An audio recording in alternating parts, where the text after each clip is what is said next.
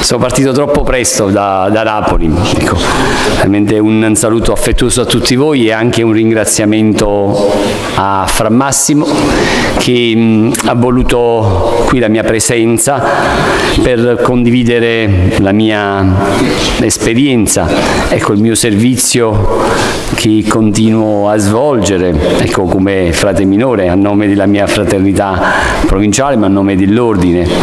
È un servizio che svolgo, ecco, che in pronto soccorso. Siamo in un tempo di emergenza, l'uomo di oggi è in emergenza, la Chiesa, l'ordine è in emergenza, è il tempo di lavorare in pronto soccorso. È da molti anni che svolgo, ecco, in quanto sono entrato nell'ordine dopo la laurea in medicina, e qui ecco una mia breve presentazione. Più lento, ok.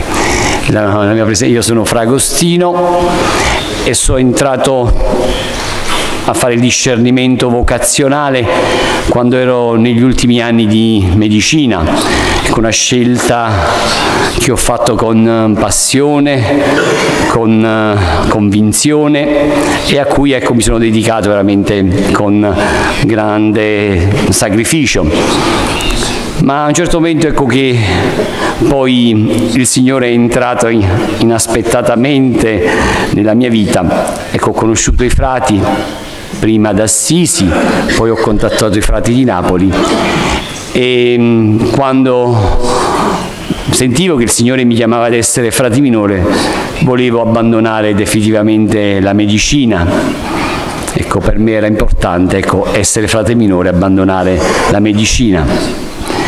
Ecco, contattai i frati prima di Assisi, poi di Napoli, e il promotore vocazionale del tempo, padre Enzo Antonucci, che purtroppo poi morì a 44 anni per un linfoma non Hodgkin, ecco, continuava a ripetere: no, devi continuare, devi fare discernimento, ecco, nel fare quello che stai facendo, nello studiare medicina. La cosa mi costava molto perché dicevo: ma voglio essere un frate minore, voglio lasciare tutto, perché devo continuare? Però, ecco, incominciai a obbedire e quindi continuai i miei studi di medicina mentre facevo discernimento vocazionale. Poi entrai in postulandato e anche in quel periodo il promotore diceva: no, devi continuare. E io ho cercato sempre di conciliare, ecco, che il mio cammino vocazionale, i momenti di preghiera, di formazione, ecco, continuando anche a studiare, erano gli ultimi esami di medicina, e andando anche in ospedale, perché negli ultimi anni sono soprattutto esami di cliniche, bisogna stare in ospedale. Alla fine del postulandato mi mancavano soltanto pochi mesi per discutere la tesi, e poiché iniziava il noviziato interprovinciale della Campania e non c'erano novizi, ecco che allora i miei superiori dissero: è meglio che tu rinvii il noviziato in modo che puoi anche completare la tesi. Discussi la tesi e poi entrai in noviziato.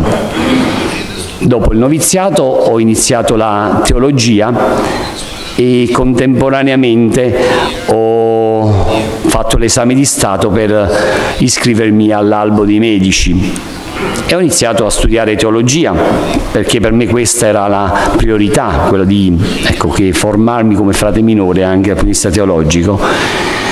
Intanto, poiché il mio provinciale di allora conosceva il primario di medicina, che era un cappuccino, che era diventato cappuccino dopo essere primario, questo primario, ecco, spingeva il mio provinciale a dire: ma fallo venire in clinica, così continua a svolgere anche qualche giorno come volontario il suo servizio di medico.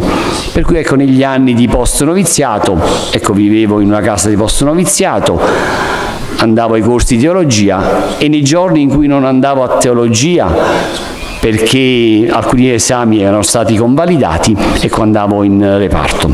E così ho gli anni di post-noviziato, cercando sempre di conciliare la vita di preghiera, la vita di fraternità, la vita di formazione. Conclusa la teologia, ecco, io volevo soprattutto specializzarmi in teologia morale, interessarmi di bioetica, e invece sempre per la pressione da parte di questo primario, ecco, volle che io mi specializzassi in medicina interna con indirizzo di medicina d'urgenza. E quindi, ecco, anche da sacerdote ho sempre cercato di conciliare con la vita da frate, gli studi, andare in reparto, la specializzazione. E poi veramente, ecco, che da sacerdote poi sono stato assistente provinciale della Gifra, poi anche maestro di post-noviziato, e ho cercato sempre di conciliare veramente, ecco, che questi due servizi, questa mia vocazione, e soprattutto dando spazio anche a questa pratica in ospedale. Soprattutto, ecco, mi ricordo durante la specializzazione, ecco, che al mattino dopo i momenti di preghiera io andavo in reparto, gli studenti andavano a scuola e poi, ecco, che ci ritrovavamo a pranzo e continuavamo a svolgere un poco il nostro itinerario così di formazione, e anche qualche notte poi, mentre i post-novizi dormivano, io andavo in pronto soccorso come volontario in un ospedale che sta a Napoli, il Loreto Mare. E poi, dopo la specializzazione in medicina interna con indirizzo di medicina d'urgenza, ho fatto anche il dottorato di ricerca in diabetologia. I frati hanno bisogno di un diabetologo. E quindi poi sono stato guardiano di un convento a Napoli, San Pasquale Acciaia, e quindi facevo tempo anche quasi pieno in ospedale. Poi eletto provinciale si è posto il problema di dire adesso ma come continuare, insomma, a fare anche il medico, per cui il visitatore generale del capitolo in cui fu eletto mi chiese se sei disposto anche a lasciare. Dissi bene, perché per me era importante, ecco, che soprattutto dare priorità alla mia vocazione, al mio servizio di animazione della provincia. Io diedi la disponibilità, però dall'ospedale, i colleghi all'ospedale, lo stesso anche, devo dire, anche i fratelli del definitorio, dice ma perché devi lasciare, cerca di conciliare, e quindi io dissi sì, continuerò ad andare, ma riducendo gli orari in ospedale, perché è praticamente impossibile, e quindi ho ridotto soltanto a 18 ore settimanali, ecco, il mio servizio in ospedale, privilegiando soprattutto le notti, quindi perché già sono 12 ore in pronto soccorso, e mentre prima facevo anche ambulatorio di diabetologia in ospedale, adesso, dovendo lavorare soltanto di notte oppure in pronto soccorso, come diabetologo faccio soltanto le consulenze internamente ai malati che stanno ospedalizzati e non agli esterni. Quindi è un servizio che mi sono ritrovato, che lo faccio con passione perché mi piaceva, ma credo che lo faccio anche in base a quello che Francesco anche diceva nella regola non bollata. I frati che sanno lavorare lavorino, anche se conoscono qualche lavoro, continuino a lavorare. L'importante è che non venga compromessa la salute dell'anima e che venga esercitato onestamente. Spero e penso di poter vivere questo servizio, ecco, secondo anche la fedeltà al carisma nostro. E mi piaceva, ecco, che questa immagine, questa frase di Papa Francesco, dove diceva che io vedo con chiarezza che la cosa di cui la Chiesa oggi ha bisogno è la capacità di curare le ferite e di riscaldare i cuori dei fedeli, la vicinanza, la prossimità. Vedo la Chiesa come un ospedale da campo dopo una battaglia. Ecco, dice, è inutile chiedere a un ferito grave se ha il colesterolo alto, la glicemia alta, ma bisogna intervenire, bisogna curare prima le ferite e poi pensare ad altro. E credo che questo sia importante per per evangelizzare, ecco, che metterci a livello delle persone, stare con l'uomo, ecco, guardare soprattutto le sue problematiche, le sue ferite, e prima di fare discorsi dall'alto, ecco, cercare di condividere le loro esperienze anche a volte di dolore, curare le proprie ferite e poi parlare di altro. E credo che in pronto soccorso, ecco, prima ancora di parlare di altro bisogna soprattutto intervenire, perché i malati vengono per problemi acuti, per problemi che stanno ai limiti tra la vita e la morte. Quindi prima offrire questa vita fisica, questa riattivazione delle funzioni vitali, e poi eventualmente parlare di altro. E noi frati, credo che i frati minori hanno una storia gloriosa da raccontare, ecco, nell'ambito del campo della salute. Ecco quanti frati si sono dedicati, ecco, che al servizio dei malati. Questo è un logo dell'ospedale Sant'Orsola Malpighi di Bologna, ecco, dove si sono i frati che da sempre si sono interessati alla salute dei fedeli, dei cristiani, degli uomini e delle donne, forse non da medico, ma ecco, che hanno dato sempre il loro servizio a favore della promozione della vita umana, ecco, anche in base seguendo le indicazioni del Serafico Padre di usare con i lebbrosi misericordia. Ecco, il lebbroso fu il tramite per evangelizzare Francesco, e a loro Francesco restituì la misericordia di Dio. È un ambito quindi in cui si può vivere la propria vocazione, si può rafforzare. Per me questo rappresenta, questo servizio mi aiuta moltissimo a ravvivare la mia vocazione e a cercare, per quello che posso, ecco, di mostrare, ecco, il volto misericordioso di Dio che si abbassa sulle piaghe di chi è in condizioni a volte critiche.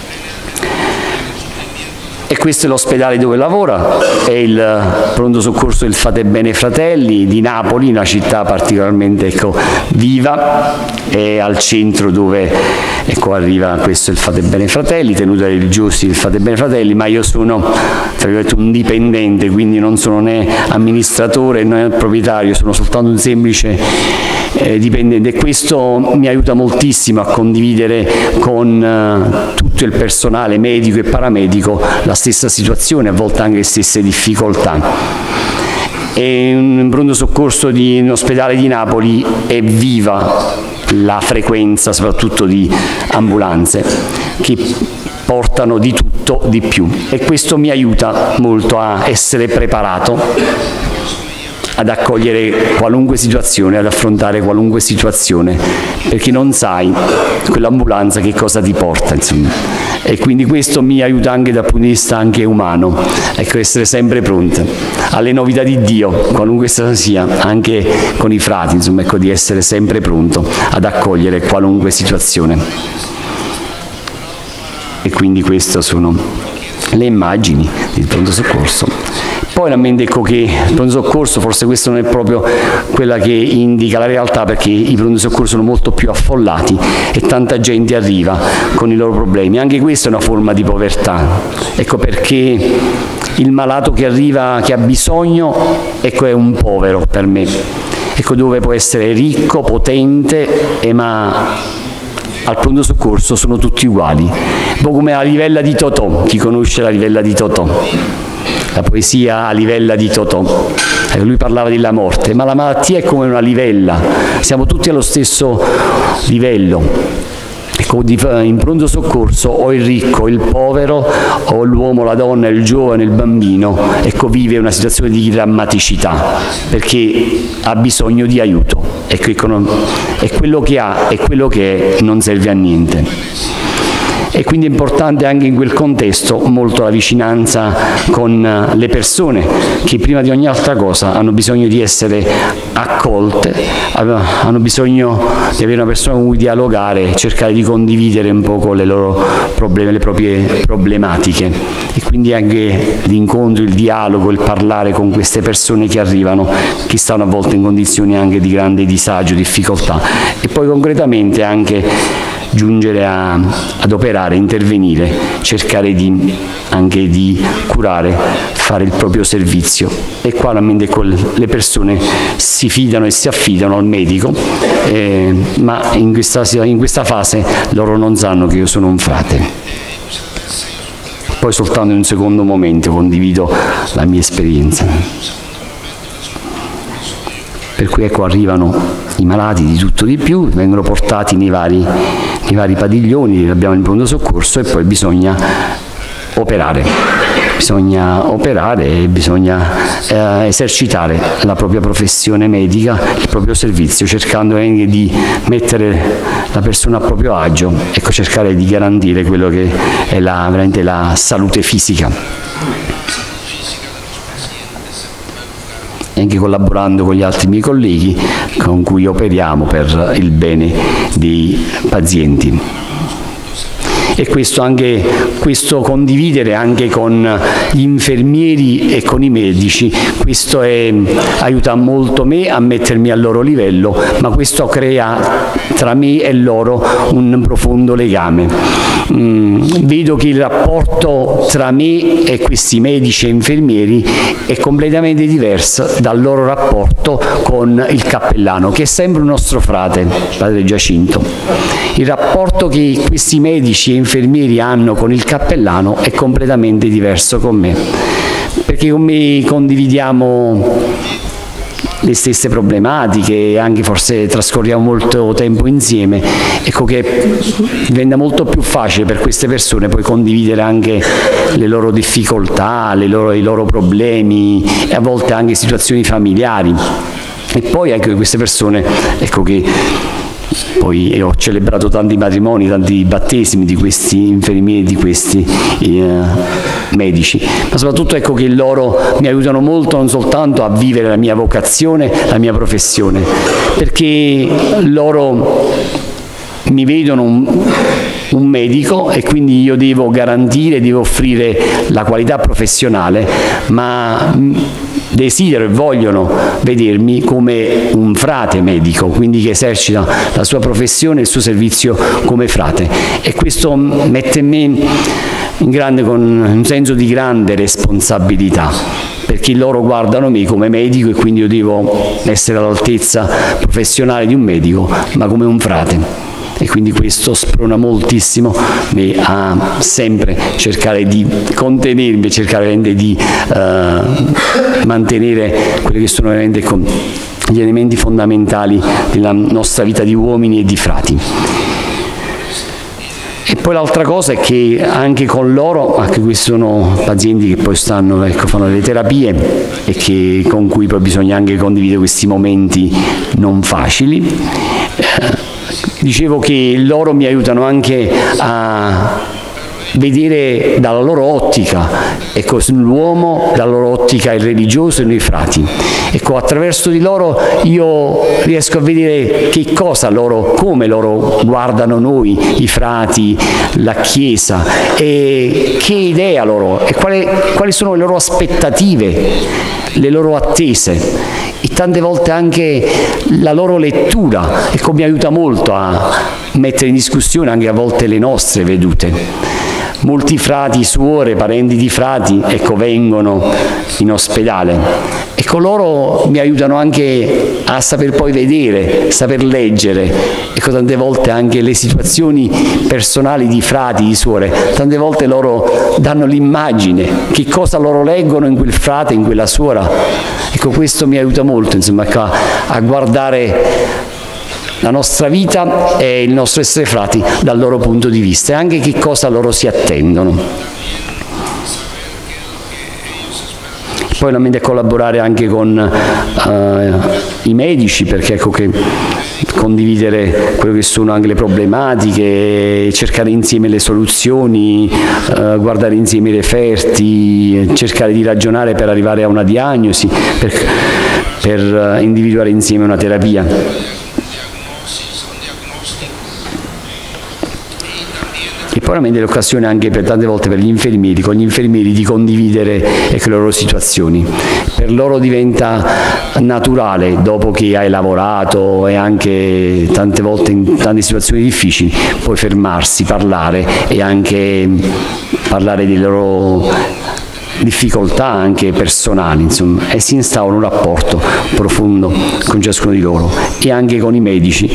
I medici, questo trovando un gruppo di medici, ecco che la maggior parte dei medici non sono praticanti, anche se stiamo in un ospedale religioso, ecco, hanno un senso religioso molto vago, però ecco che tra di noi si è instaurato un legame profondo, per cui ecco che a volte è là tante occasioni per confrontarci anche su tante problematiche umane, sociali, religiose, e c'è una profonda collaborazione, perché ecco che loro anche adesso da provinciale mi vengono incontro, ecco che nelle mie esigenze, nei miei impegni anche come provinciale, naturalmente io vado incontro a loro, perché mi prendo sempre i turni più brutti, il 31 dicembre, il Ferragosto, e loro fa piacere questo, insomma, perché io mi prendo il 31 Capodanno, mi prendo il Ferragosto, però ecco si instaura un profondo rapporto umano e anche spirituale.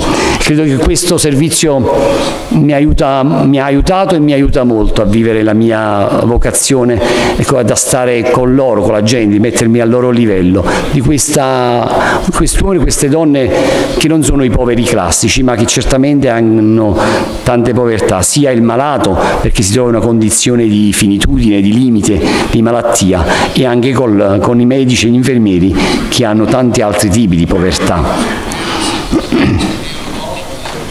Con i medici poi quando... E allora ecco che io vorrei soltanto concludere con una frase di Padre Ludovico da Casoria, di cui è in attesa la canonizzazione. Lui diceva: dite a un povero malato che sta sulla paglia confessati, non capisce. Egli sente i dolori della sua infermità, le angustie della sua miseria e non capisce altro.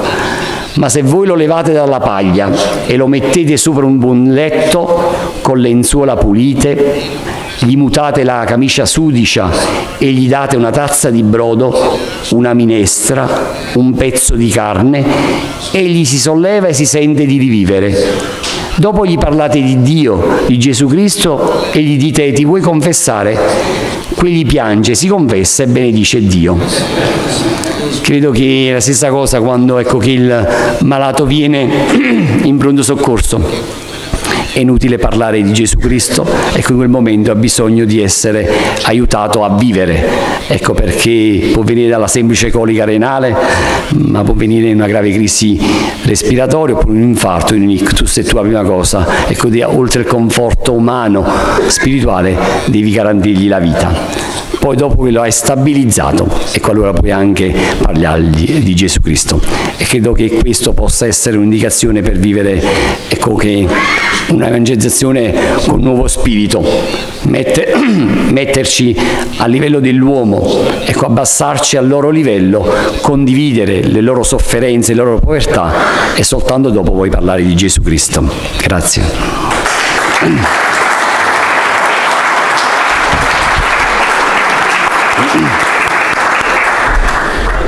Io ho la voce forte. Allora, mi chiamano Gianfranco, avete visto, me l'hanno messo anche sul cartoncino. E sono nato in Australia, ma sono della provincia veneta perché i miei erano immigranti, e da piccolo sono entrato praticamente neanche mi ricordo dell'Australia, e sono cresciuto nel Veneto, e io non ho avuto una vocazione adulta, ho avuto una vocazione ancora da piccolo. Ho fatto il seminario, volevo fare anche il seminario minore, ma non mi hanno lasciato i miei, perché ero piccolo, ero già grosso, ma non ero piccolo, volevano che rimanessi a casa, o pensavano che dopo, che dopo cambiassi idea. E invece dopo la terza media sono entrato in seminario,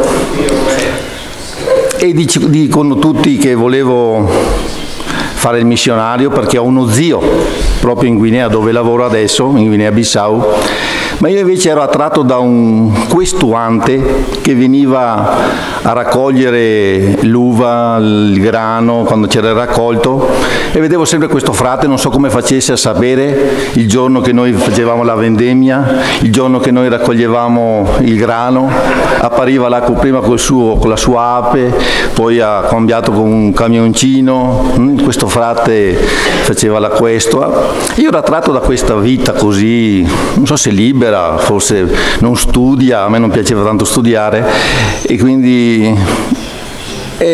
una volta in quinta elementare è venuto un frate, ancora vivo, alla sua età, è un promotore vocazionale, e ci ha fatto fare cosa vuoi fare da grande, e io ho scritto il missionario, e quella lì è stata la mia rovina, perché poi è venuto a casa, ha parlato con i miei, ho fatto i ritiri eccetera, finché dopo sono entrato in seminario, ho fatto il cammino all'Unigo nel Veneto, e ho fatto il noviziato, ma sempre con l'idea di andare in Africa, andare missionario. Veramente io non sapevo Africa o America, per me era la stessa cosa, ma la provincia veneta aveva queste missioni in Guinea, e quindi è là che io ho posto un po' l'attenzione, perché dicevano là che hanno bisogno in futuro eccetera. E quindi ho fatto il noviziato e sono entrato in filosofia, e ho potuto fare 2 esperienze nell'85 e nell'86 durante l'estate proprio in Guinea-Bissau, ed è là che dopo nel 90 sono andato giù definitivo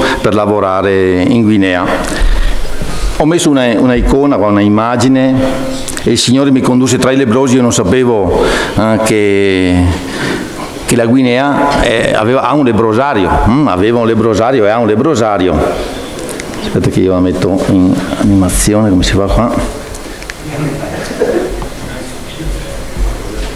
Voi la vedete con le icone. La presentazione. Come faccio a mettere schermo interno? Non mi ricordo più come si fa a mettere lo schermo interno. Voglio vedere solo l'immagine. Ah, eccolo là, grazie, perfetto. Ecco, la prima icona mostra la missione di Kumura da Google Earth. Si vede, qui è la parte della missione, il campo sportivo, la chiesa, vedete un po' la croce fatta con le palme, la nostra casa dei frati, e che sono arrivati nel 1955 i frati. Hanno cominciato subito con il lebbrosario, che è questa è la zona del lebbrosario, e questa è la missione, a cui dopo si sono aggiunti. Ah, voi non vedete? Ah, forse col mouse devo farlo. Ecco, qui c'è la missione, praticamente questa è tutta la missione, è un po' di cose. In 60 anni hanno costruito un sacco di case, perché sono nate varie attività. Per costruire c'è bisogno di porte e finestre, ecco che è nata una falegnameria, le macchine si rompono, ecco che è nata un'officina meccanica, e praticamente la missione ha continuato a ingrandirsi, a costruire, perché aveva necessità di questo locale, di quell'attrezzatura eccetera. È un paese quasi da dentro. Adesso siamo in 5, abbiamo una bicicletta per girare da una parte all'altra, per coordinare i vari lavori e le varie attività.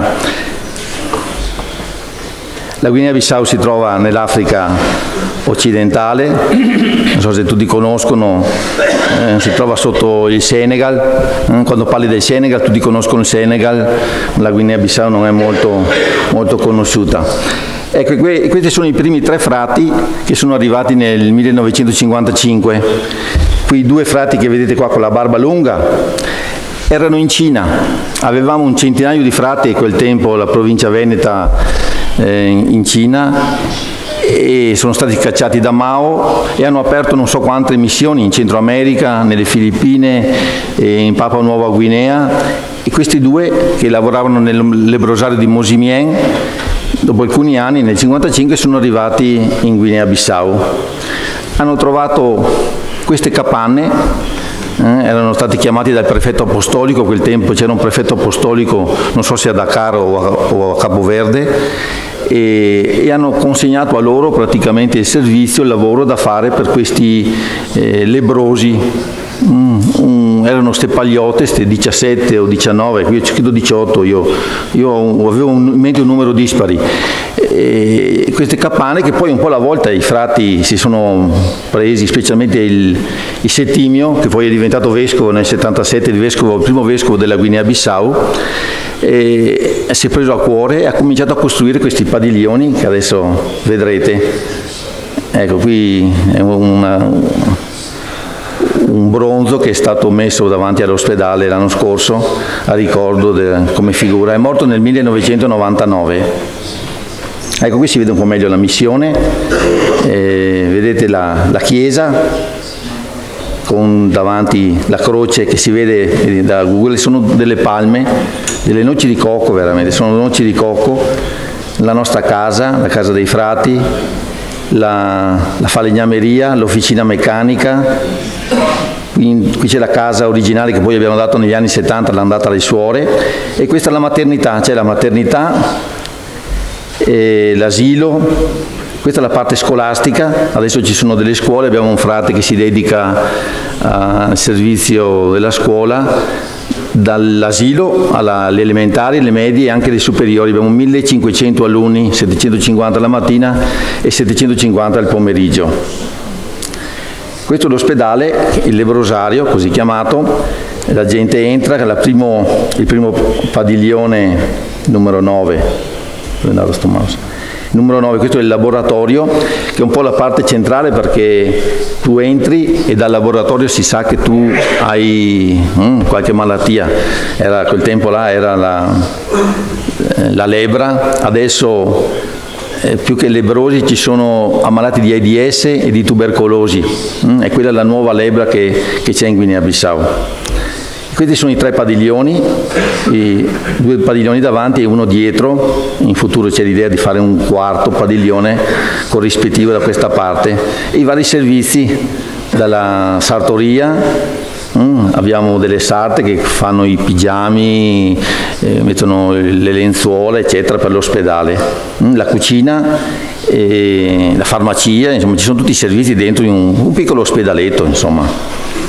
Questo che vedete invece è l'Aldeia, è il villaggio degli o sono ancora lebbrosi, ma comunque hanno finito la cura, ma sono rimasti senza la mano, senza il piede perché sono stati amputati, e quindi vivono in questo villaggio. Abbiamo dato un pezzo di terra, hanno quasi un centinaio di ettari che loro coltivano come possono, con i loro parenti, con i loro amici, ma più che altro sono parenti, che li aiutano per sostentarsi, anche se noi ogni mese diamo qualcosa come aiuto, perché vediamo che hanno difficoltà a tenere una zappa in mano, a tenere un attrezzo, hanno problemi anche di deambulare, di camminare, parecchi hanno fatica a camminare.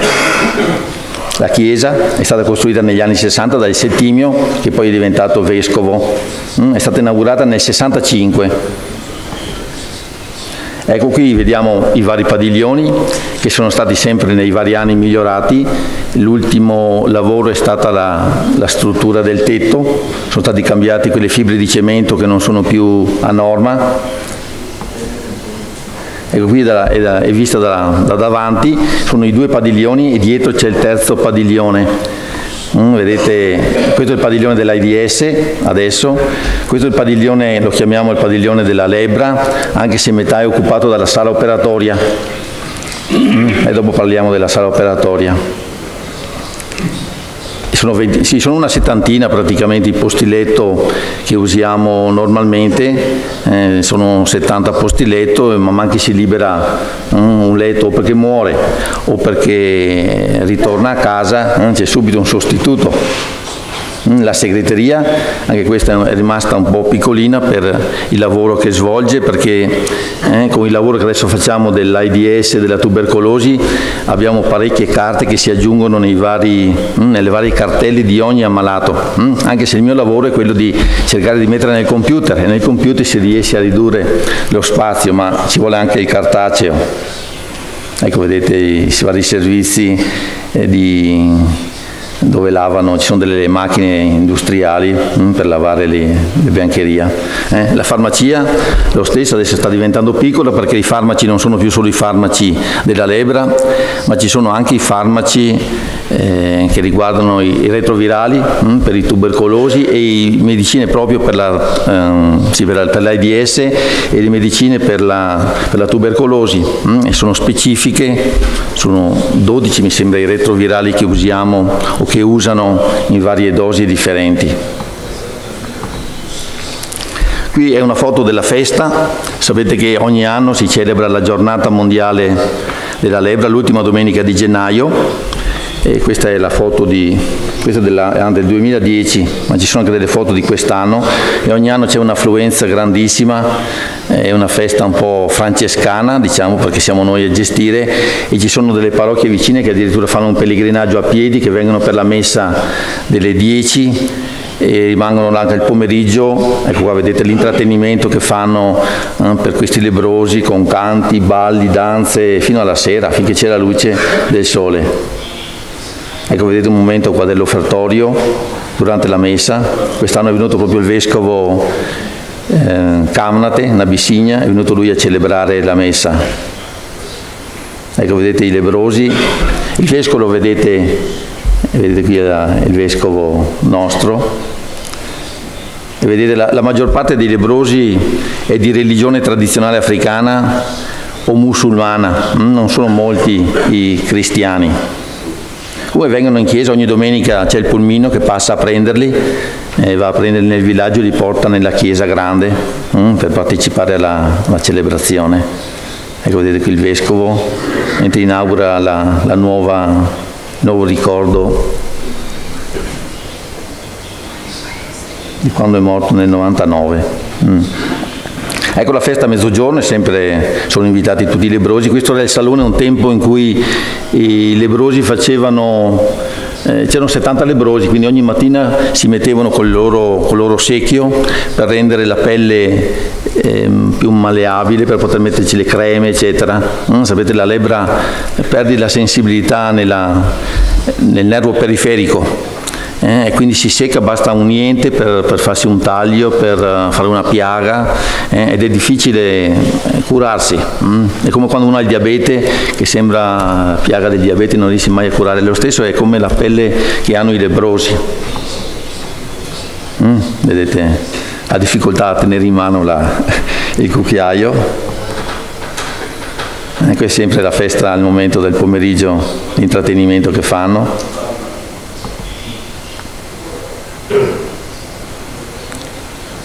Ci sono vari momenti, bisognerebbe che avessi messo l'audio per farvi sentire i ritmi che ci sono in questi momenti. Senti persino la terra che sembra che tremi quando ballano o cantano, suonano. Ecco, e qui ritorniamo nell'ospedale là dietro. Questa è una foto di qualche anno fa, perché abbiamo questa è solo una parte del personale, perché abbiamo 150, sono quasi i nostri dipendenti tra servizi, infermieri e personale medico. Ormai il personale medico è tutto nero. Io adesso mi sembra sono l'unico bianco rimasto nell'ospedale, ma io non sono medico come quello che c'era prima, io solo gestisco la parte informatica degli ammalati di AIDS e della tubercolosi. Vedete qua alcuni ammalati, state rinnovate i letti in vari anni, carrozzine. Abbiamo fatto tutto un sistema di corridoi per poter camminare per poter andare con le carrozzine nel piano. Abbiamo messo le zanzariere, vedete anche là il problema delle zanzare durante il tempo delle piogge. Adesso che comincia il tempo delle piogge, alla sera si chiudono dentro nella zanzariera per liberarsi. Ecco, vedete alcune situazioni, come la pelle si vede che è più secca. Ecco, questo è un frate medico portoghese, è venuto a fare un'esperienza anni fa e da questa esperienza ha deciso di farsi frate e poi è ritornato a lavorare lì nel lebbrosario. Ha lavorato fino a 2 o 3 anni fa, adesso ha problemi con i suoi familiari ed è ritornato in Portogallo. È un portoghese. Prima ancora c'è stato un altro, Fra Paolo, fra poco Fra Paolo diceva, perché si faceva frate, fra poco Fra Paolo perché si chiamava Paolo e si sarebbe chiamato Fra Paolo. e poi questo Vittor, ed è stato un po' lui che verso la fine degli anni 90 ha visto che la lebbra in sé non era numerosa, non aveva tanti casi come casi di tubercolosi e di AIDS. È stato un po' lui a sforzare un attimino l'ospedale a fare questo cambiamento, e quindi abbiamo dovuto modificare parecchie strutture dentro dell'ospedale per poter accogliere questi ammalati di tubercolosi e di AIDS. Ecco che il laboratorio ha cominciato ad avere certe macchine specializzate proprio per l'AIDS, non so se conoscete la CD4, non solo l'autolab ma la CD4 è quella proprio che ti dice in quantità quali sono le difese proprie che tu riesci a reagire quando il corpo viene assalito da qualunque cosa, perché uno non è che muore di AIDS, muore di un'infezione che ha preso perché il corpo non difende più l'ammalato. Ecco, vedete fra Vittor, vedete fra Memo e Suor Valeria, questi due sono ancora, sono parecchi anni, almeno questo a sinistra lo vedo Watna, questo è un Balanta, ed è lì da parecchi anni, ancora adesso è già cresciuto, fa la prima superiore quest'anno. Ecco, insieme, vi dicevo, c'è l'ospedale del Lebrosario, ma vicino alla strada c'è la maternità, vicino alla nostra missione, dove le suore qua gestiscono. E era nato piccolino, sempre di più, adesso hanno ingrandito, hanno fatto alcuni, adesso vedremo un complesso per fare le visite durante il giorno, ma ci sono 3 stanzoni, questo è quello dei bambini, poi c'è quello delle donne prima o dopo il parto che hanno problemi, che devono essere assistite per qualche giorno, per essere visitate, e poi c'è la sala parto dove nascono in questi mesi sui 150, 170, 160 bambini al mese, abbiamo come nascite a Comura in questa missione. Ecco, vedete qui è una foto dei vari lettini dove nascono i bambini, ogni giorno rimangono un giorno, non credo il secondo giorno sono già tornati a casa, adesso sono il posto per altri. Ecco, qui ho fatto ho fatto un riassunto di questi ultimi anni dal 2005 che ho trovato in archivio fino al 2013. Vedete che il mal di Hansen, la prima riga, addirittura prima non ha neanche, torna indietro, hanno segnato 58, vedi 40, 36 casi nuovi, nel 2013 ci sono stati solo 36 casi nuovi di lebbra, il mal di Hansen. Ma vedete invece l'AIDS, da 328 del 2005 siamo arrivati a 1682 del 2012, non ho trovato i dati del 2013, ma sono sicuramente aumentati perché stanno aumentando di anno in anno i casi, come la tubercolosi, vedete da 126 siamo passati a 386 casi nuovi. I parti lo stesso, c'è un servizio che sta migliorando tantissimo dalla parte delle suore per partorire a Comura, non so per il servizio che loro danno, non so se sia per la maglietta e il pantaloncino che danno dopo che hanno partorito per il bambino che sta crescendo eccetera, non so se sia per quello, ma anche le visite pediatriche, vedete da 9.100 siamo passati a 10.000, quasi 11.000 visite mediche durante la gravidanza, perché vengono controllati durante la gravidanza. E visite mediche lo stesso siamo arrivati quasi a 20.000, vedete, sono numeri grandissimi. Se voi vedete ogni mattina dal lunedì, per le donne in Cina sono la terza feria, il martedì e il venerdì, giorno di visita delle donne incinta, c'è una fila che arriva fin fuori sotto le piante, e tutti in fila per andare dentro a essere visitati. Ecco, vedete che c'è anche l'ultima riga, i tagli cesarei. Abbiamo cominciato nel 2012 a fare noi i tagli cesarei, specialmente per quelle donne che sono seropositive. Sapete che c'è durante il parto un passaggio dell'AIDS dalla mamma al bambino, e può essere proprio durante il parto come può essere anche durante l'allattamento. Ecco che c'è tutta una procedura da seguire, e poi da seguire anche durante l'allattamento. Cercano di togliere il latte quanto prima possibile, al 3° mese mi sembra già tolgono il latte e gli danno quello artificiale, e gli insegnano, fanno parecchi incontri per questo. Ecco, vedete il padiglione qua delle visite mediche, ora vedete un giorno di visita, quanta gente si presenta davanti, ogni mattina c'è un affare di gente, e qui vedete la pediatria e la maternità vista da fuori, è sempre un altro momento, questa è sempre la sala, prima della sala parto, vedete ognuno ha il suo bimbetto davanti. Questa sorrida è incaricata lei come ostetrica, sono le suore del Cuore Immacolato di Maria che lavorano lì con noi dal 1970. Ecco alcuni bambini che sono ricoverati perché hanno qualche problema o sottopeso. Ecco, vedete, è successo anche l'altra settimana, alla sera sono andato in ospedale, c'era una donna sola ricoverata con un bambino. Alla mattina al ritorno ha detto che sono stati 18 parti, come abbiamo 14 letti, e c'erano 4 donne, vedete messe di traverso, ho toccato male, messe di traverso come queste due, vedete queste due signore, una di qua e una di là, una c'è il bambino dall'altra parte, una c'è il bambino da questa parte, perché non c'è posto, sono 14 letti, e sono nati in 18, e si dividono il letto per qualche ora, perché dopo le mandano a casa, intanto. Ecco, vedete un altro momento in cui sono nati parecchi bambini, abbiamo fatto la foto. Ecco, qui purtroppo ancora non hanno finito i lavori della sala parto vicino alla maternità, e quella sala chirurgica che vi dicevo prima che c'è il lebbrosario, che una volta serviva per amputare le mani, i piedi dei lebbrosi, adesso è usata anche come sala come per fare i tagli cesari. C'è una parte con le attrezzature, gli armadietti propri, con le attrezzature proprio per i tagli cesari, e come adesso si usa tantissimo per fare le cataratte.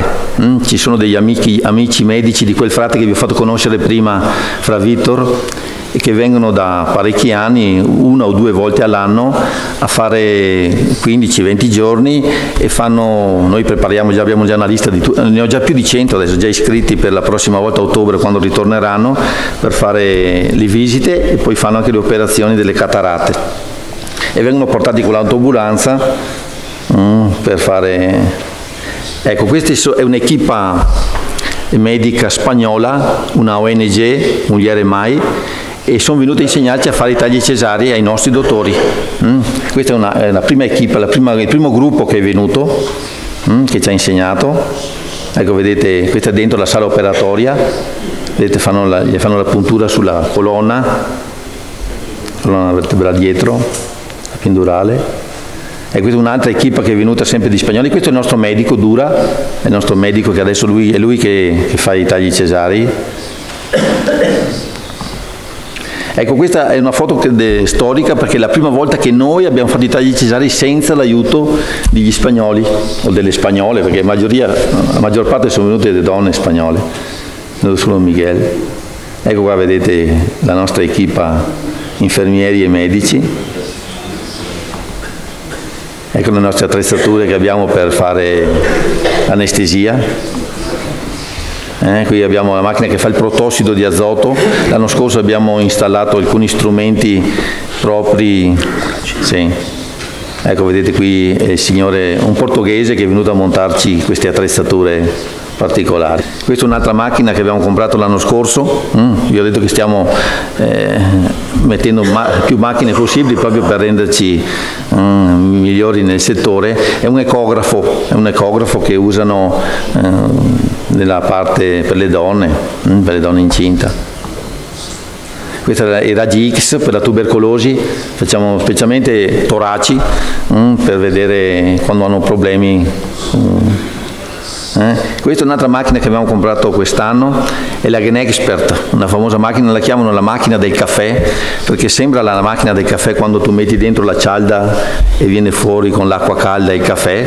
Invece qui c'è la cialda, tu ci metti lo sputo e dopo 1 ora e 45 ti dà il risultato di quale antibiotico devi usare per quel paziente, perché ci sono 2 tipi di antibiotici diversi, quindi bisogna chiedere ai medici perché uno o perché l'altro, e la macchina ti dà già un risultato.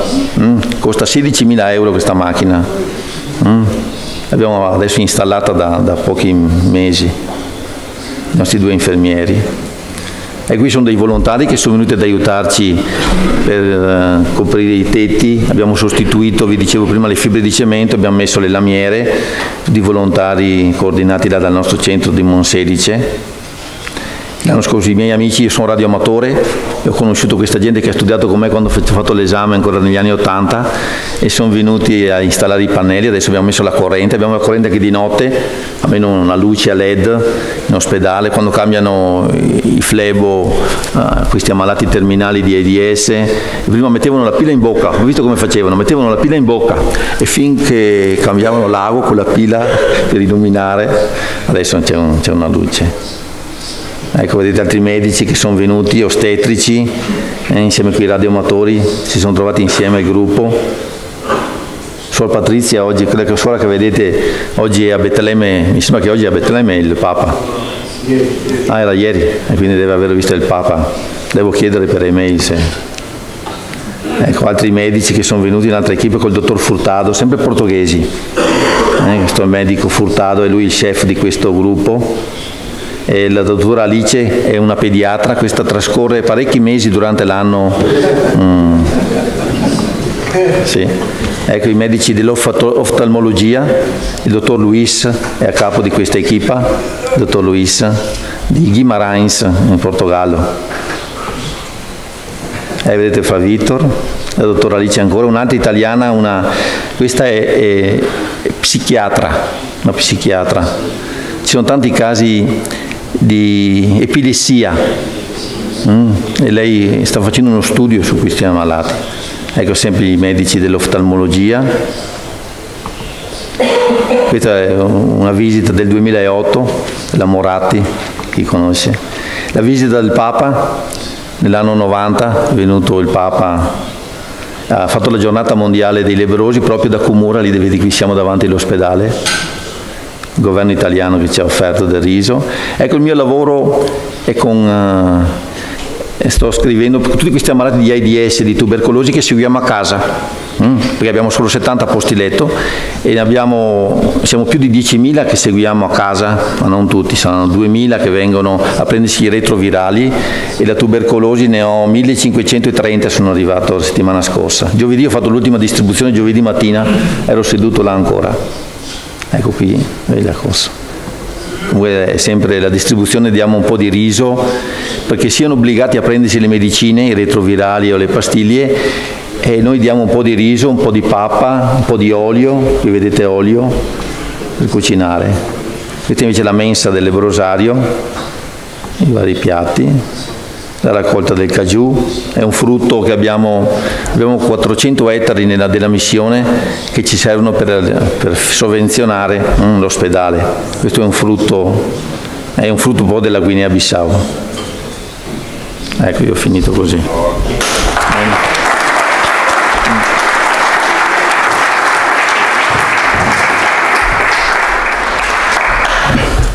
Pax et bonum. A finales de los años 60 del siglo pasado, inspirados por el espíritu del Concilio Vaticano II, un grupo de frailes en la ciudad de Santiago de Compostela decidieron abrir las puertas del convento de su casa a la sociedad. Un servidor todavía no había nacido, así que hablo de lo que me han contado. Poco después, en el año 1971, se abría también en el convento un espacio de acogida para las personas más necesitadas. Los que hoy damos en llamar sin techo, los preferidos de Francisco de Asís. Quiero nombrar especialmente a un franciscano que en aquel entonces, con el corazón abierto, con una sensibilidad social muy amplia, un hombre de Dios, Antonio Peteiro, fue quien quiso trabajar en favor de los últimos. Y el mayor homenaje que le podemos hacer, ha pasado ya a la casa del Padre, es seguir adelante con la obra que él inició, siempre en colaboración con otros franciscanos.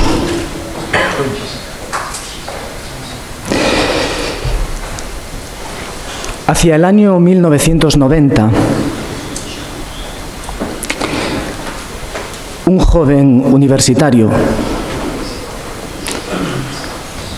con inquietudes por el mundo de la justicia, con inquietudes sociales,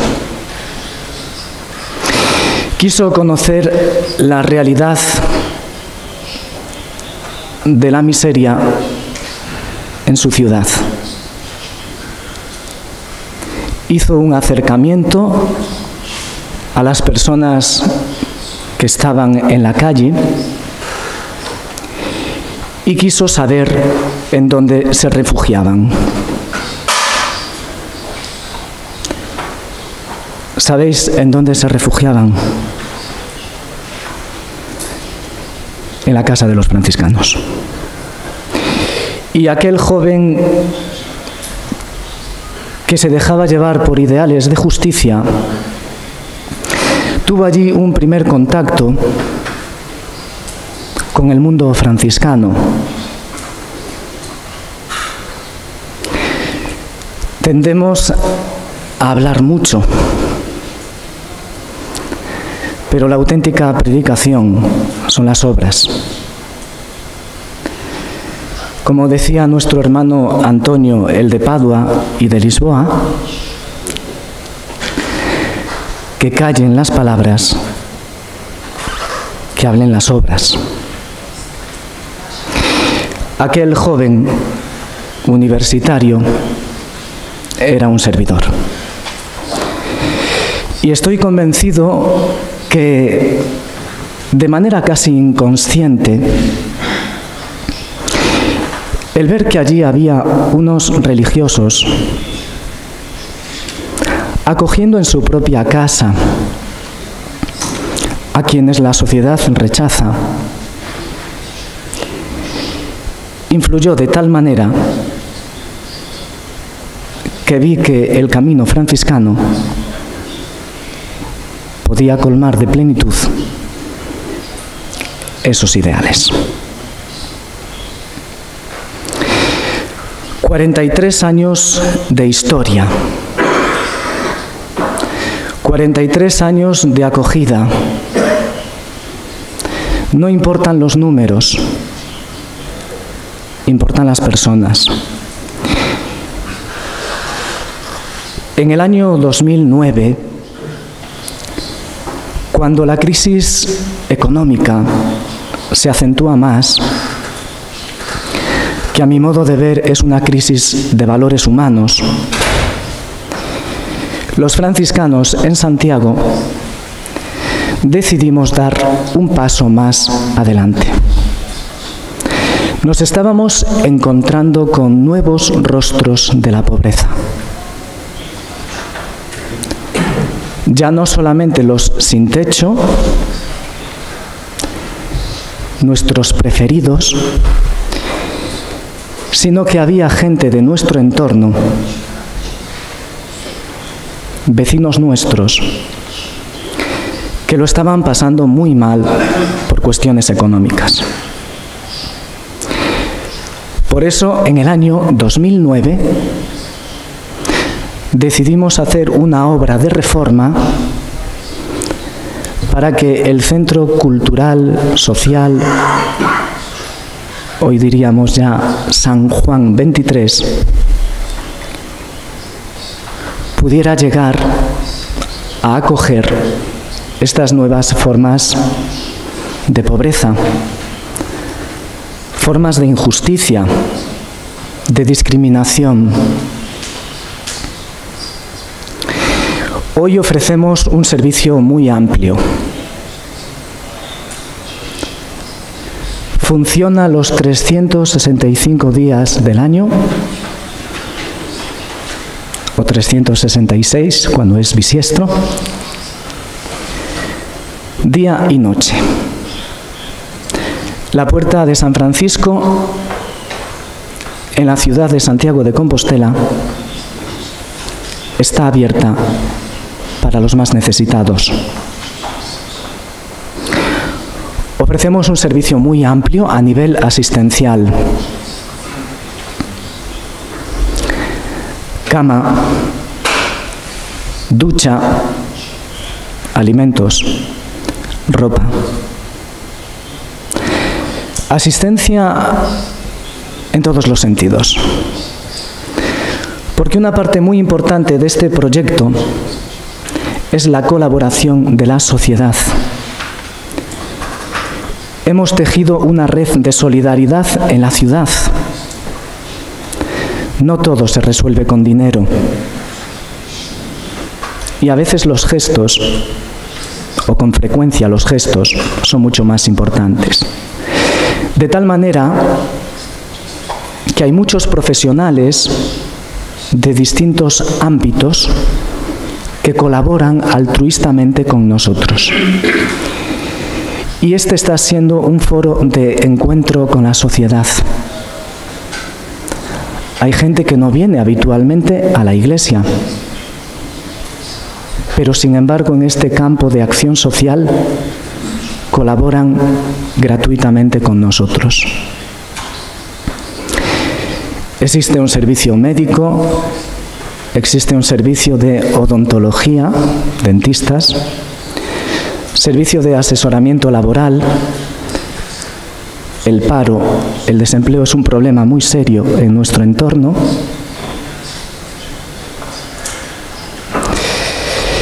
Porque tenemos el concepto o la filosofía de la acción-reacción. Una persona nos manifiesta cuáles son sus necesidades y quizás nosotros no podamos ofrecerle una solución, pero sí alguna alternativa. Quizás uno no pueda, pero sí conozco a quien puede. Por tanto, hacemos un trabajo de intermediación social en favor de los pobres. Un simple ejemplo. La Facultad de Odontología, los dentistas, nos ofrecen gratuitamente sus servicios. Tengo algunos amigos que son dentistas que en su clínica privada nos ofrecen sus servicios. Y estamos logrando que al pobre se le atienda gratuitamente y con preferencia sobre quien puede pagar esos servicios. Los últimos serán los primeros.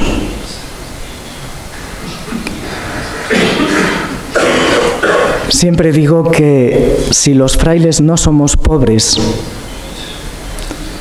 sociológicamente hablando, porque tenemos medios, lo que tenemos que hacer es poner esos medios al servicio de los más frágiles, porque son nuestros hermanos.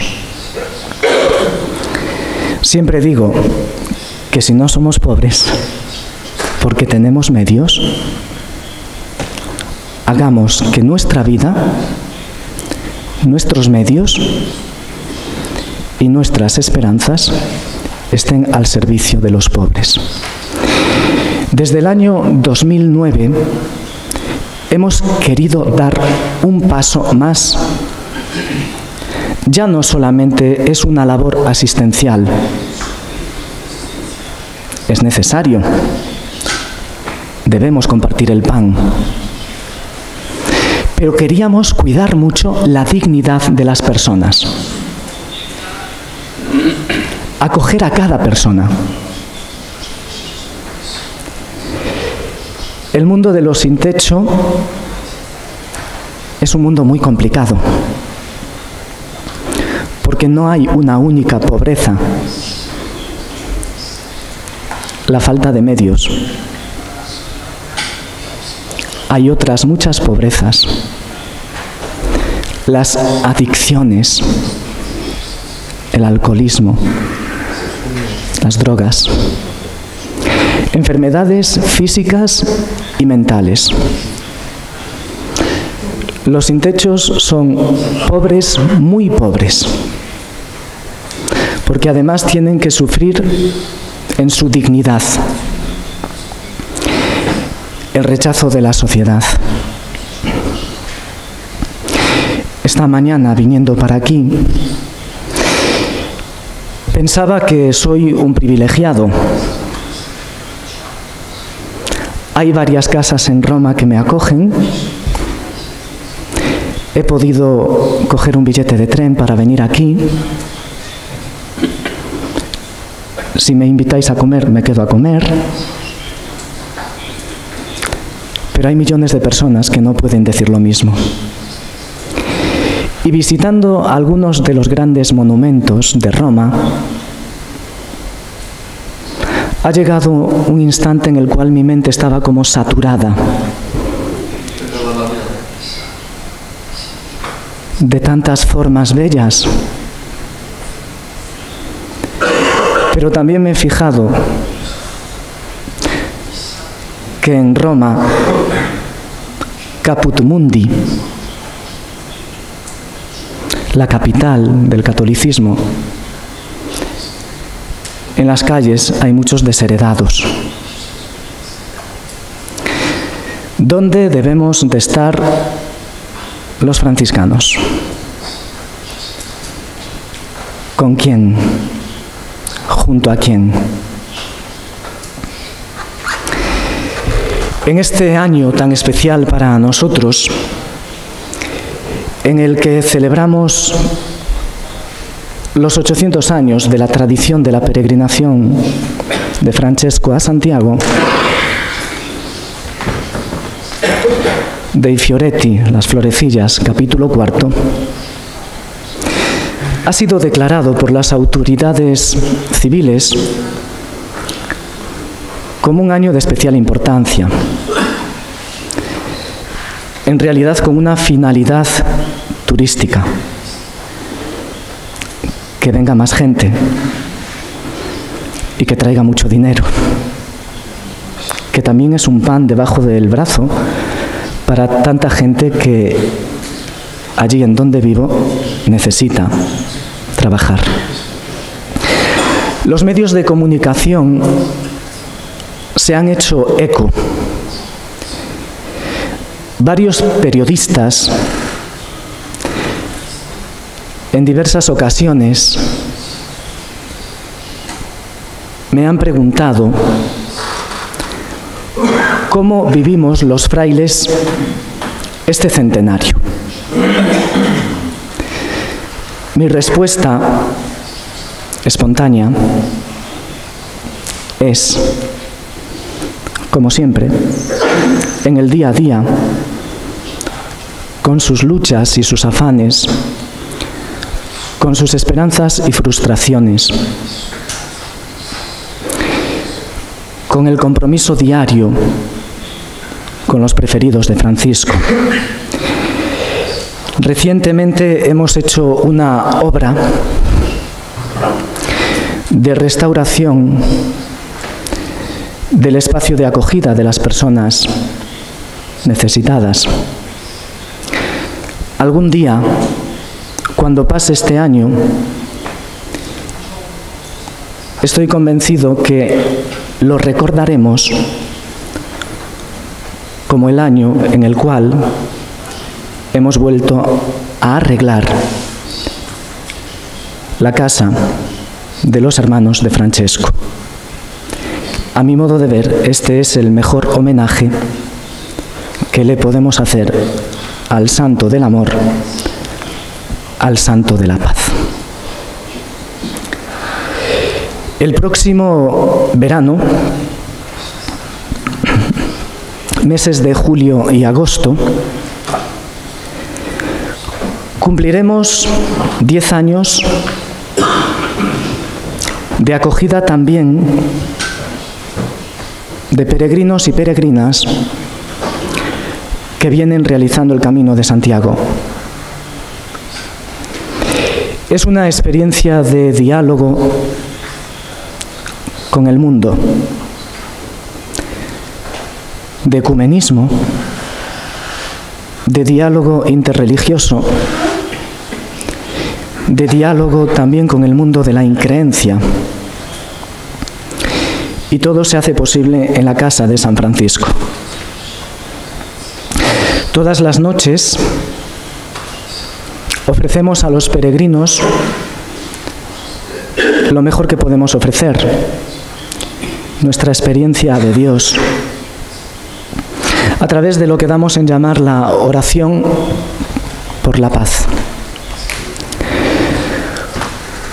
Allí se han vivido momentos muy intensos. Cada noche es como un pequeño milagro. Y vemos cómo la intuición de Francisco de Asís, la fraternidad universal, es posible vivirla. Acogemos a peregrinos pobres que no pueden alojarse en otros lugares de la ciudad, y aquellos que quieren dejan un donativo, y ese donativo es para el hogar de acogida de las personas sin techo. Hacemos así circular los bienes para que beneficien a los últimos. No sé si los frailes nos salvaremos, si entraremos en el reino de los cielos.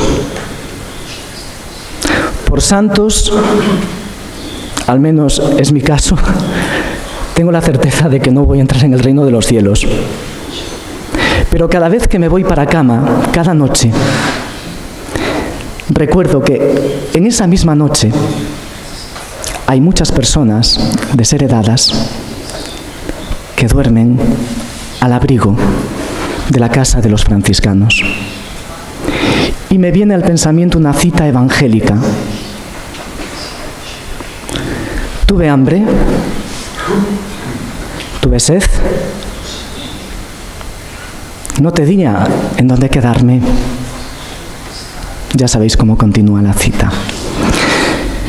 Venid benditos de mi Padre, porque todo eso que hicisteis a uno de estos pequeños, me lo hicisteis a mí.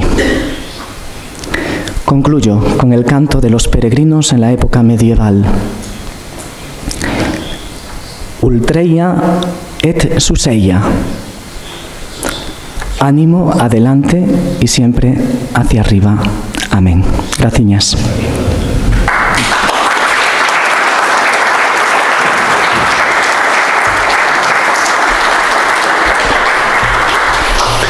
We thank to our brother Paco very much for this wonderful sharing, and we still...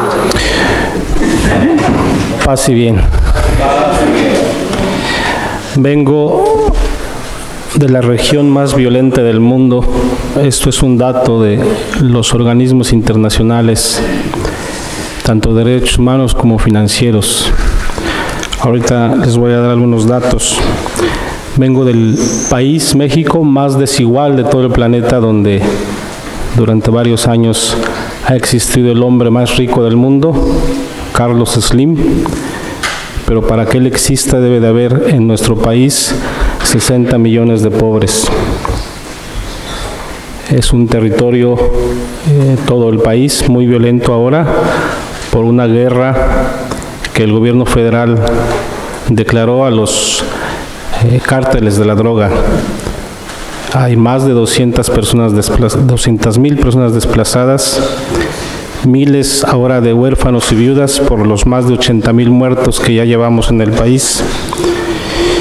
Y bueno, México es un país de migrantes donde hasta los expresidentes de la República tienen que emigrar. Voy a empezar con algunos datos globales de la migración, no sin antes decir que nuestro proyecto franciscano en el sureste de México se llama La 72. Esto es un número simbólico porque cuando los frailes que ahora estamos en este proyecto llegamos a Tenosique, hubo una masacre de 72 personas migrantes, donde primero los secuestraron, después los torturaron, finalmente les dieron, los asesinaron. El cártel de los Zetas, el cártel más sanguinario en la historia de nuestro país. Entonces es un número simbólico porque no son solamente 72 las personas que han muerto en el país, sino son miles de personas que se han encontrado en las fosas clandestinas, en las vías del tren, en las procuradurías de justicia del país. Tenemos a nivel global 5 corredores migratorios en el mundo. El primero y más numeroso es el que va de México o Centro y Sudamérica hacia los Estados Unidos, con 12.189.188 personas. Esto es un 12% de la migración en el mundo. El segundo corredor migratorio va de Turquía hacia Alemania, el 3%. Tercer corredor migratorio, China, Estados Unidos, el 2.1% de la población migrante. El cuarto, de Filipinas hacia los Estados Unidos, con 1.9%. El quinto, el que va de la India a los Estados Unidos, con el 0.7%. Estos datos son de organismos internacionales, principalmente la Organización Internacional para las Migraciones, del Banco Mundial y del Fondo Monetario Internacional. Los países más expulsores también son 5, de acuerdo a estos corredores migratorios. La migración casi va siempre del sur hacia el norte. México es el país ahora más expulsor, 13%, India el 8%, China el 5%, Filipinas 5%, Turquía 4%. Los países de destino, también de sur a norte, son Estados Unidos, con el 35% de los flujos migratorios a nivel mundial, Arabia Saudita el 7%, Alemania el 7%, España el 5%, Italia el 4%.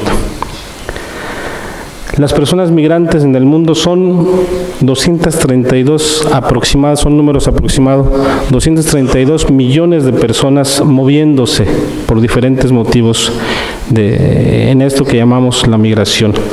Es en total el 3.2% de la población mundial. Estos cálculos nos dicen que si los migrantes fueran una nación, fueran el 5º país más poblado del mundo. Estamos hablando entonces de este fenómeno de la migración como un verdadero éxodo, donde van pueblos enteros caminando. 1 de cada 33 personas es migrante a nivel mundial. Dentro de los flujos migratorios están los refugiados, por supuesto. Hay 25.2 millones de personas en estado de refugio. Y hay 27 millones de desplazados internos en el mundo. Los motores de la migración en el mundo son 5, según, repito, siempre estos organismos internacionales. El sistema económico es el más culpable de que la gente siga migrando de manera muy violenta, injusta y forzada. El segundo motor son las guerras. Tercero, la degradación del medio ambiente. Cuarto, el tráfico de personas. Quinto, la desintegración de algunos países. En la región donde yo vivo, concretamente Honduras, es un país que se está desintegrando o lo está desintegrando no solo el sistema económico, sino la violencia criminal que hay en ese país. En los Estados Unidos hay 12 millones de mexicanos, de los cuales 6 millones son indocumentados. Después del 9 de septiembre, la línea fronteriza entre México y los Estados Unidos fue fortalecida con el argumento de que la migración indocumentada de mexicanos o de cualquier parte del mundo estaba directamente relacionada con el narcotráfico y el terrorismo. Todo migrante que cruza los Estados Unidos sin papeles es un potencial terrorista. El corredor migratorio de sur al norte en América nos da los siguientes datos. Pasan por la frontera sur de nuestro país de México alrededor de 420,000 personas por año. Voy bajando a los datos que nos interesan en esta presentación donde yo vivo. De estas 420,000 personas anuales, tenemos un aproximado de 40,000 personas que ingresan por la frontera donde vive nuestra fraternidad franciscana, en Tenosique, Tabasco. Las personas que hemos atendido en nuestro proyecto, la Casa de Migrantes, 2011, 5,349 personas. 2012, 8,633 personas, 37 personas. 2013, 14,457 personas. Y en lo que va del 2014, llevamos 5,123 personas atendidas. Como ustedes ven en esta imagen, la mayoría de las personas migrantes que va de sur al norte de nuestro país viajan en el tren carguero. En México no hay tren de pasajeros, es de carga, y viajan en medio de los vagones o arriba de los vagones, y ellos le han designado al tren la bestia. En la Casa del Migrante nuestra, la 72, recibimos de estas nacionalidades: Honduras, el 85% de la población son hondureños, 8% de El Salvador, 4% de Guatemala, 1% de Cuba, 1% de Nicaragua, 0.7% de Sudamérica, principalmente de Ecuador, Colombia, Brasil, y de África el 0.3%. Esto es el corredor migratorio de América. Tabasco, el estado mexicano donde vivimos, y concretamente Tenosique. Muchos identifican la frontera sur como Tapachula, que es la puerta natural de entrada. Tenosique es ahora una de las puertas más visitadas.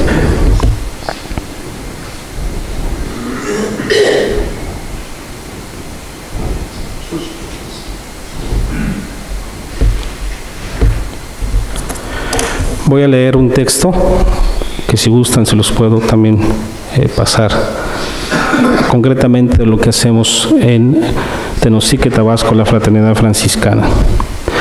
Acostumbramos decir las personas que atendemos a los migrantes en México, ya sea que pertenezcamos a la Iglesia Católica o a la sociedad civil, que lo que hacemos es una pastoral de emergencia, y nos ha metido a los mismos misioneros o agentes de la sociedad civil en una guerra a muerte por la vida de los migrantes. Nuestra Casa del Migrante, junto con otras casas de la misma naturaleza, atiende a una revolución desde la lógica evangélica y desde la desobediencia civil. Nuestra acción evangelizadora se da en el contexto de una desigualdad vergonzosa, una extrema pobreza y una violencia escandalosa que clama al cielo. Muchos de los que estamos aquí sabemos que en los últimos años se han venido dando con las personas, lo que se ha venido dando con las personas migrantes que vienen de Centroamérica y con los migrantes mexicanos. tenemos que hablar de una sola región, la cual es la más expulsora de personas a nivel mundial. Tan solo mexicanos, repito, en los Estados Unidos hay más de 6 millones indocumentados.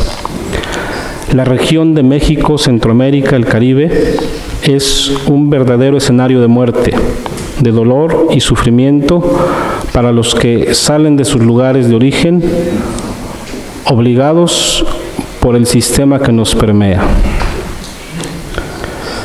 No son desconocidos los adjetivos que le ponen a México. Más lento.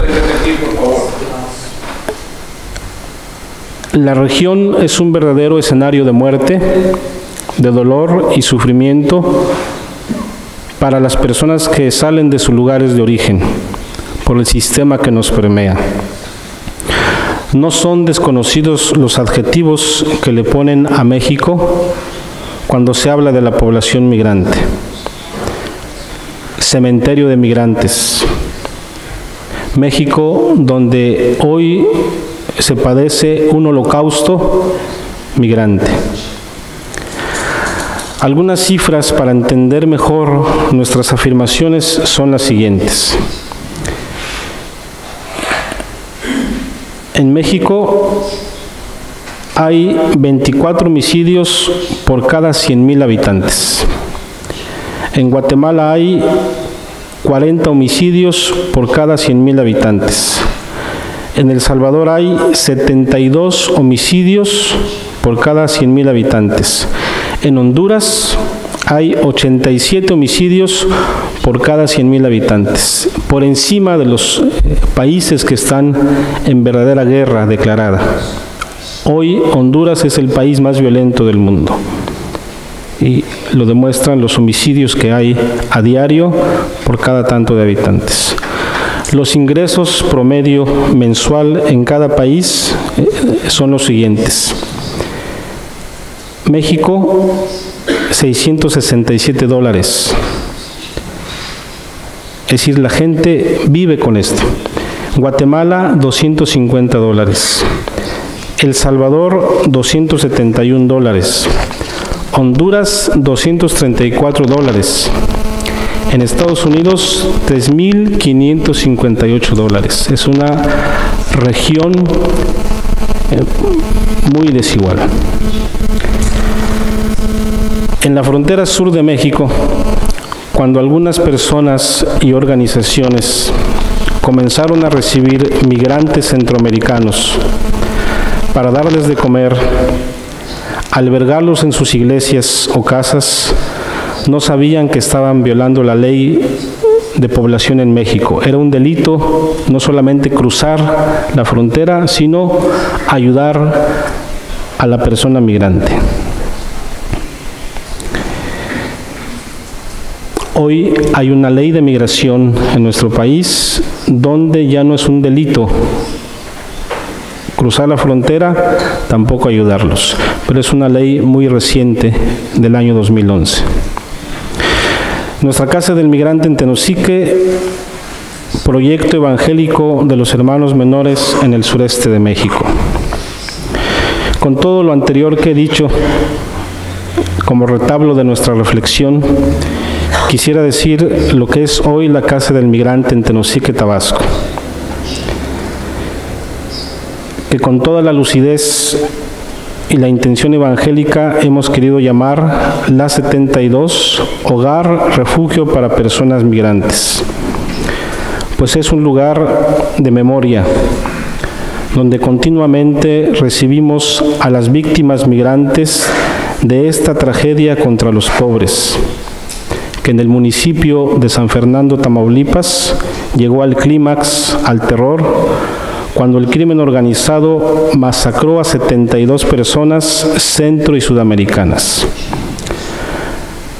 Nuestra labor se une a otras 60 casas del migrante en México. Ya no nos basta solo con abrir los brazos, recibir a los heridos de esta inhumana y cruel guerra. Ya no nos basta con limpiar las llagas de los pies o consolarlos cuando llegan las mujeres violadas sexualmente o cuando recibimos los testimonios del secuestro, no es suficiente ya el consuelo.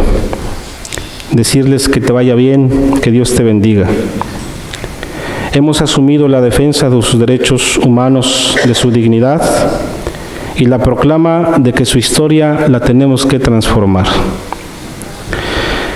Nuevamente debemos afirmar que nuestra casa se ubica en la frontera sur y dentro de esta frontera sur de México, la frontera más olvidada.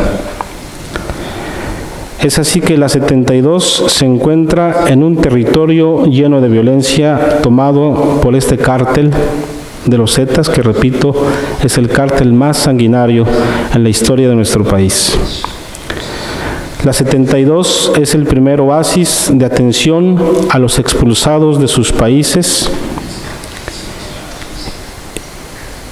y ya a escasos 60 kilómetros de la frontera con México son asaltados, violados, violadas, secuestrados, sepultados, destrozados por el tren carguero que los mutila cuando intentan subirse al tren. Nuestro proyecto es un proyecto económico, político, social alterno, el otro mundo posible desde la identidad migrante. Queremos hacer de la 72 una aldea global. Es el primer lugar en este rincón de México donde se rompen las fronteras, porque incluso por ley los agentes de migración tienen prohibido siquiera acercarse. Queremos hacer un proyecto integral alternativo, un nuevo orden justo, lugar donde nazca un nuevo modelo de sociedad y un nuevo modelo económico. Todas las personas que entran a nuestra casa son bienvenidas.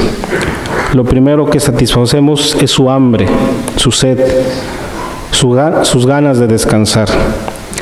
Desde aquí empieza ya la propuesta de un nuevo orden diferente al que le impuso el hambre, la sed, y lo hizo trabajar hasta exprimirlo sin nunca retribuirle lo necesario para una vida digna.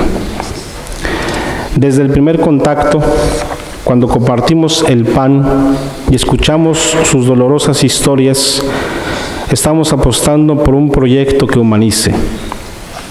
Cabe señalar que las remesas que mandan los migrantes, no solamente mexicanos, sino centroamericanos, son el primer pilar de la economía de nuestros países. México, Centroamérica, se sostiene en primer lugar por el dinero que ganan los migrantes en los Estados Unidos y después envían a sus países de origen. Nosotros en la casa no damos dinero, no lo podemos hacer, no lo tenemos. El mensaje de la primitiva iglesia nos recuerda nuestro quehacer. No tengo plata ni oro, pero lo que tengo te lo doy. Intentamos entonces recuperar su salud, su dignidad económica, que es la base de toda vida humana. Económicamente, importan en sus países solo cuando mandan remesas. Nuestro proyecto apuesta por una nueva identidad política también. Las y los migrantes vienen de camino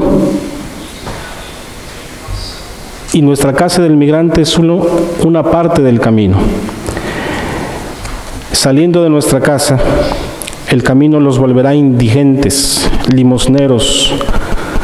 Las autoridades los tratarán como criminales.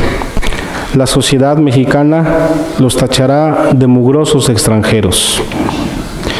Ni siquiera a las ciudades se les permitirá la entrada. Hoy muchas casas del migrante que se han construido están fuera de las ciudades como las antiguas o ancestrales leproserías. En su país de origen son los olvidados, los pobres. Por lo menos allá tenían una identidad. En el camino, en nuestro país, serán los nadie, los invisibles. El camino no solamente será clandestino, sino muy, muy violento. a muchos les quitará la vida. Políticamente no importan fuera de los tiempos electorales. En nuestra casa también se forja una nueva identidad política. A través de talleres sobre la realidad, el contexto, los derechos humanos, sembramos en ellos la lucha por transformar el mundo. No pocas veces saldrán de nuestra casa gritando: los migrantes no son criminales, somos trabajadores internacionales. Saldrán con la mirada viendo al horizonte y desafiando el largo camino que los espera. Ya no bajarán la mirada frente a cualquier autoridad, sea la que sea. Saben que tienen derechos y están dispuestos a defenderlos. Se van constituyendo en el camino como verdaderos sujetos, defensores de sus propios derechos y luchadores sociales itinerantes.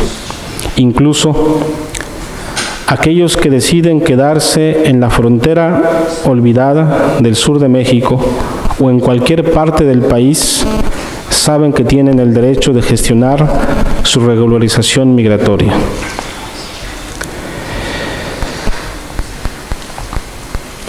La 72 es un Pentecostés cotidiano, modelo eclesiológico que nace de la crucifixión permanente. Cuando llegan los migrantes, las migrantes, hombres, mujeres, ahora niños, ancianos, a nuestra casa, llegan confundidos, frustrados por el mismo viaje. Tenemos el desafío de convertir esta frustración en un nuevo Pentecostés. Las multitudes itinerantes que llegan a nuestra casa son hombres y mujeres de profunda fe, que también hay que decirlo, muchos de ellos han abandonado a la Iglesia Católica. Sin embargo, el pan que ellos no tienen, su sufrimiento, su dolor, nos convoca a orar con ellos. Nacen así, renovada y creativamente todos los días, las liturgias que alimentan la fe ecuménica y sostienen la esperanza forjada a golpe de martirios cotidianos.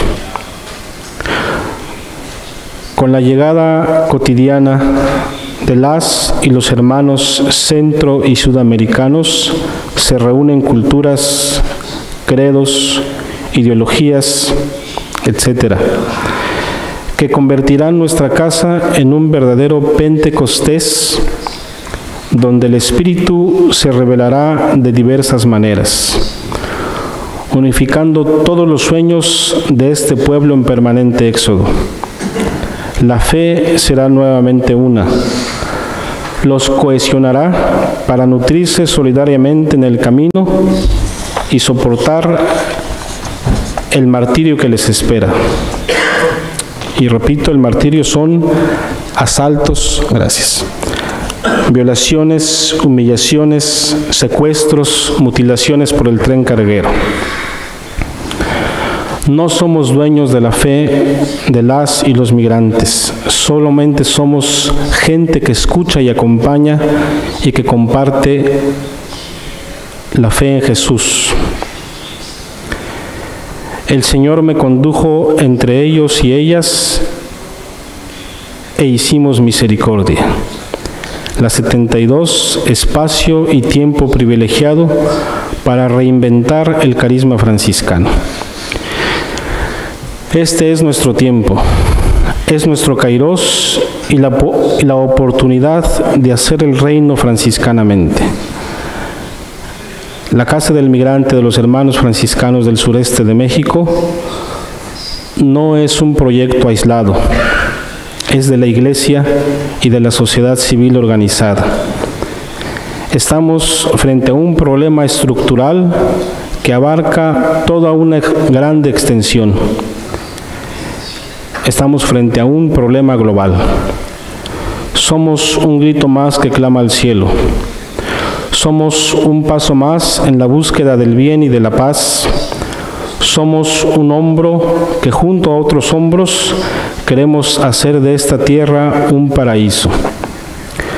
La herencia espiritual que nos dejó San Francisco de Asís nos da la razón evangélica de nuestro proyecto provincial de atención a migrantes. El Señor nos condujo entre ellos y ellas e hicimos misericordia. Esto es lo que pretendemos hacer en aquella región del sur de México. Muchas gracias.